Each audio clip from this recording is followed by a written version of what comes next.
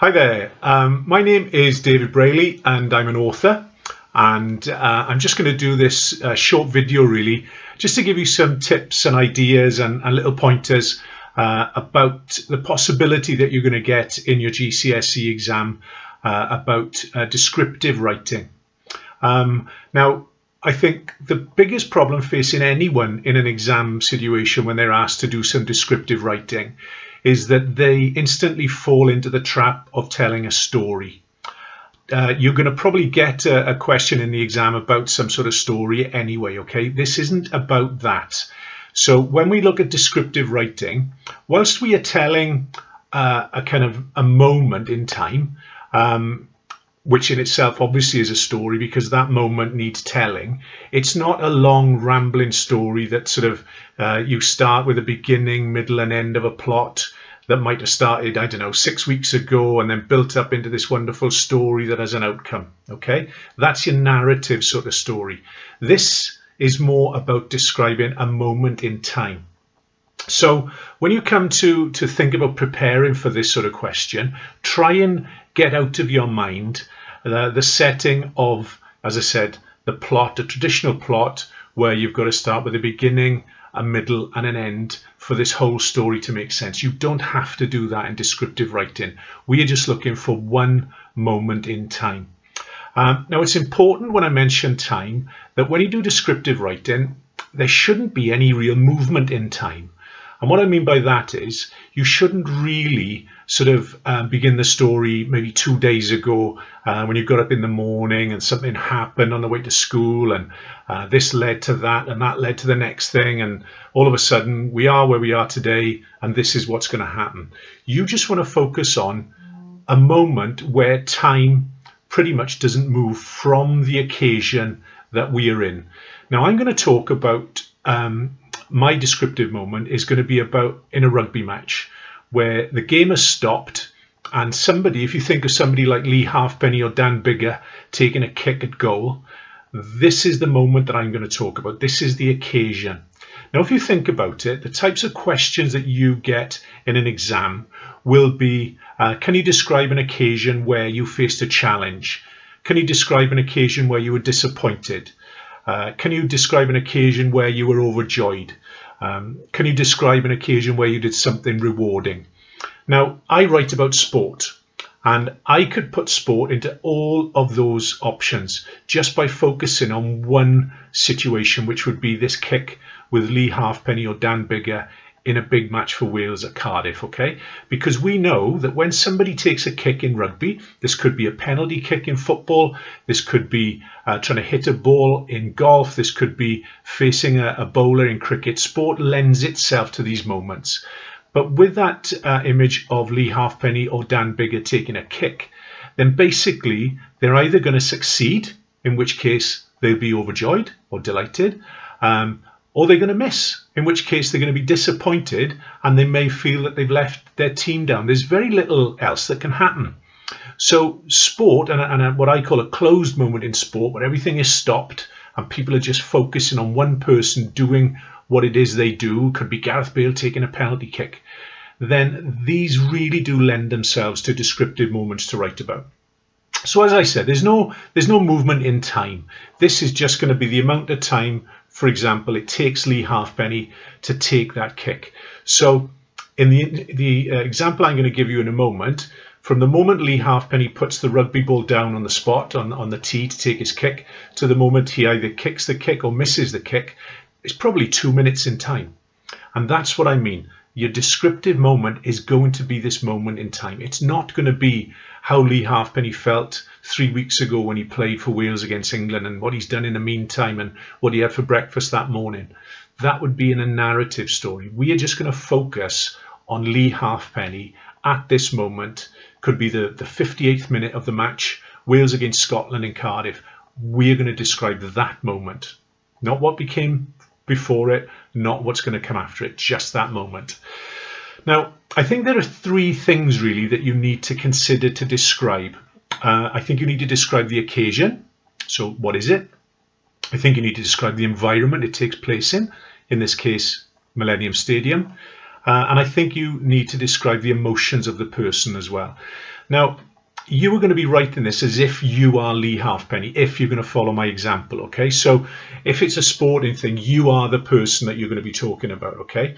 So the moment that, to describe something joyful, this could be where you are actually taking a kick for Wales at the Millennium Stadium, where the kick goes over and you win the Grand Slam for Wales. It's going to be from your perspective, okay? So first of all, describe the occasion. Well, this simply would be describing very quickly that you're playing rugby for Wales. You don't need to go into great depth about how you were selected and how you did when you were a youngster coming through the teams in school. It's about that one occasion. So you might want to describe, let me think. I stood over the ball waiting for the referee to allow me to kick what could be the most important kick of my career. It was a Six Nations game against Scotland at the Millennium Stadium. The last game of the championship. If we were to win, we would win the Grand Slam. That's the occasion. Done. You could go into a little bit more depth if you really wanted to about the points that you need to win. Maybe it's 2 points for a win, a bonus point, whatever. But you don't really need to do that. Okay? You're just describing the occasion. Why is this occasion likely to be important to you? On a good side if it goes well, on a bad side if it doesn't. The next thing is to describe the environment. Where is it taking place?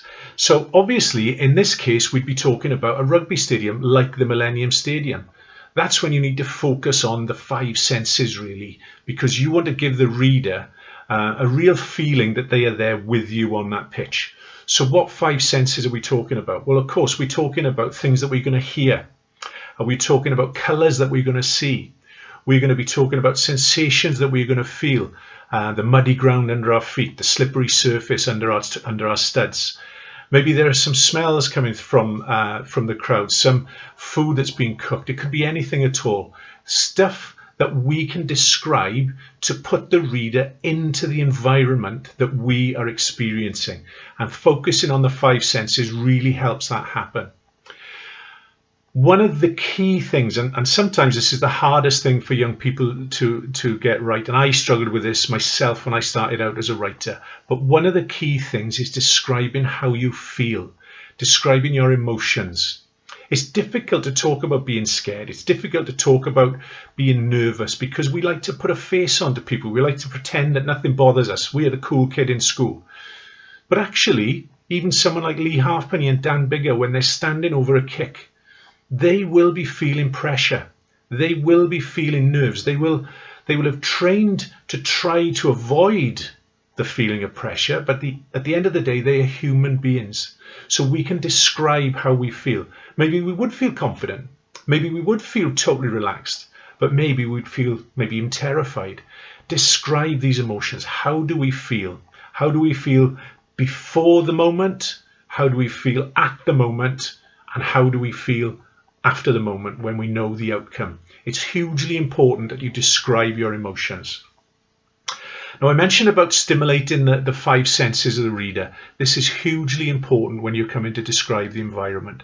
A rugby ground, a rugby stadium, for example, it gives you such a chance to bring in vivid things like the noise, the cheering of the crowd. And then you can contrast the moment when someone takes a kick. When 80,000 people cheering, chanting Wales, Wales, Wales, they go silent. Describe the silence. Because that's what happens. People go silent to give the kicker the chance to concentrate on what they're about to do. As I said, I'm just talking about rugby here. If you're into your sport, you can talk about anything you like. You can talk about any sport. If you're not into sport, maybe you're into music, maybe you're into drama, I don't know. But think of a moment. Just think of an occasion in your life where that moment is either going to deliver great joy to you or disappointment. That moment, that's what you want to focus on, okay? That's the challenge. So, don't be afraid of detail. As I say, talk about the colours, talk about the scarves that are being worn by the fans in the crowd, the replica kits, the colours around the advertising hoardings. Anything you want, really. Don't be afraid of detail to set the scene for what's about to happen in your descriptive story. Interesting then to focus on something much smaller. So it's that contrast between describing the Millennium Stadium in its glory, with the noises, with the shouting, with the colours, with the vibrancy, but then really take your reader somewhere else. Focus on something minute. For example, Lee Halfpenny, or you as Lee Halfpenny, would be totally absorbed and immersed into the wonderful atmosphere of the stadium. But at that moment, his focus, or your focus, is going to be on the rugby ball. And maybe there's something on the rugby ball that you notice. Maybe there's a little scrap of mud or a bit of grass on the top of the ball, or maybe there's a stain from the dye on the pitch on the side of the ball. Just something that catches your eye that you can describe in detail. And it contrasts from the reader being overwhelmed almost by your description of the occasion and the stadium, and they zoom in on something small and minute that no one else is going to see apart from you, the kicker of the ball. And it adds a nice little contrast to your story. At this point, we're going to talk about our feelings. How are you feeling? The importance of this. It could be that the coach told you need a big game today, and this could be the moment that you could show the coach that you are a big game player. This is why the challenge is important to you. As I mentioned, it could be that the game is balanced in 1 point either way, and this kick from you could win the game. But describe how that makes you feel. Okay, you will have mentioned the moment, the occasion, why it's important, but describe how it makes you feel. Okay, have you got a clear head? Are you nervous? Are you confident? Are you worried that something's going to go wrong? Are you carrying an injury? Describe how you feel, your thoughts, your hopes, your concerns. Okay. It's also good at this point to even consider slightly describing somebody else. Now, if you're playing for Wales against Scotland in Cardiff on the big stage in an important Grand Slam decider, there's every chance that a member of your family or extended family or a best friend is going to be in the stadium watching you, supporting you. So why not bring them into it? Why not describe how they might be feeling, or how you think they might be feeling? Maybe they're on your mind. Nothing wrong with bringing in another element of description just to give the tale a little bit more depth. That it's not just you, that the opinions of other people are going to matter in this story. It could be a teammate that's just wished you good luck. Maybe you want to describe how they feel standing at the side, fingers crossed, hoping that you can kick this conversion. And then we quite quickly get to the end of this moment. And as I say, we haven't gone into the future. We haven't gone into the past. Everything we focused on is in this 2 or 3 minutes. How is it going to end? Is the kick going to go over? Are you going to feel like the hero? Are you therefore going to be describing joy? Describe a time when you felt personal joy. In this case, the kick would go over.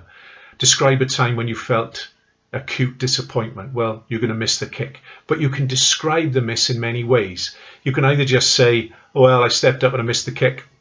Okay, it's not great though, is it? So let's describe maybe the ball going exactly as you want it, and a gust of wind coming from the back of the stand pushed the ball to your horror toward the furthest post. And as you went on tiptoes, hoping with every fibre in your body that the kick would go over, agonizingly it smashed into the middle of the white post, the thud resonating across the ground as the ball bounced to the left of the post. And I sank to my knees in massive disappointment. I had failed. Okay, so we can describe our emotions. It's hugely important that you open your heart to describe how you feel at this point, whether it's through success or whether it's through failure. Okay, describe those emotions. A little sort of tip, I suppose, is these sorts of questions are quite similar.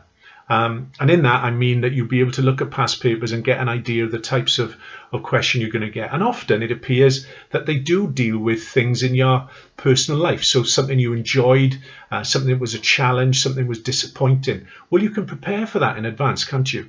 Because the key to getting your emotions across is using a rich vocabulary. So rather than just say, I don't know, I was in deep joy and ecstasy, or I was in abject disappointment and failure, then before your exam, why not get a list of synonyms to describe what it's like to be happy and to describe what it's like to be disappointed and sad? And then maybe who knows, there could be 10 or 15 different words to describe those two different emotions. And if you can learn those and be familiar with them and put them into your writing, then it's going to make it such a rich descriptive piece at the end. Now, sometimes you just want to end the story with a miss and how you feel. Other times you can just take it a little bit longer, and it could be you want to end it on a bit of a cliffhanger. So it could be, I don't know, I missed the kick, I was disappointed, I was desolate, I was heartbroken. But the referee turned to me and said, don't worry, there's 5 minutes left. Maybe I could do it again. And you could end it at that point. Okay, so you leave in a little bit of hope, I suppose, for your character and the reader. You can sometimes put in a little frame, what we call a frame story. I use this quite a lot in my writing. So you can refer to something at the start of the story, and you can refer to it at the end as well. So your start of your story could be something like, I looked down at my lucky kicking tee. Its bright red colour always inspired me to do my best. Then you could tell the rest of this descriptive story. But at the end, you could end it with that tee, whether you failed or whether you succeeded. It could be something like, I looked down at the red tee. It wasn't so lucky for me today. And you framed your story then. The red tee was the first line of your story, and it was the last line of the story. Okay, so it's just a little tip. We often use what we call a frame just to start and finish our stories. I don't want to go into too much more because I don't want to sort of bamboozle you with too much. I hope I've given you some ideas. Just to refresh, don't think of this as a narrative story with a plot and a beginning, a middle and an end. Think of it as jumping into a situation. And that situation is a very small moment, okay? 2, 3, 4, 5 minutes, and it's done. You're not going to go way back in time. You're not going to go in advance. The key things to describe, the occasion, the environment that it takes place in, and you, the emotions that you have. That's so important. If you can describe your emotions of dealing with joy, with challenge, with disappointment, then you really are going to do well in your descriptive writing. So I think that's it. Good luck. I hope this has been helpful, and just remember, right from the heart, describe how you feel and describe things around you with the 5 senses that we can all use. Thanks very much and good luck.